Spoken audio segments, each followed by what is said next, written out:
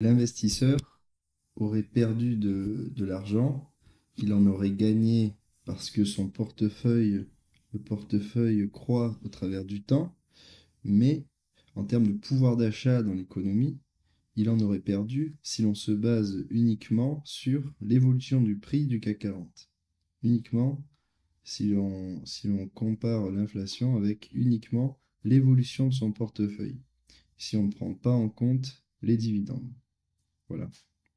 Donc on estime que soit l'investisseur utilise les dividendes pour les dépenser ou les réinvestir dans d'autres actifs, etc.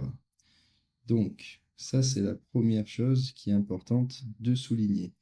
Et je reviens sur un point qui est important également, c'est que cette étude permet de dire que sur cette période-là, le CAC 40 sans les dividendes réinvestis, effectivement, n'est pas rentable en termes de pouvoir d'achat.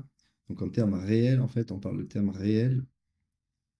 Mais si l'on prend des périodes plus petites, par exemple, actuellement plus courtes, actuellement l'inflation n'étant pas très élevée, en tout cas avant 2020, avant la période de 2020, la rentabilité du CAC 40 pourrait être significative si on regarde par exemple à partir de 1990, malgré les deux crises, voire trois avec 2020 successives, la valeur du CAC 40 aujourd'hui étant de 7000 et quelques points, et la valeur en 1990 avoisinant les 1000, 2000, 3000 points, on constate que la rentabilité réelle était présente, en prenant uniquement en compte l'évolution du prix, puisque l'on constate que l'inflation sur cette période n'est pas très élevée.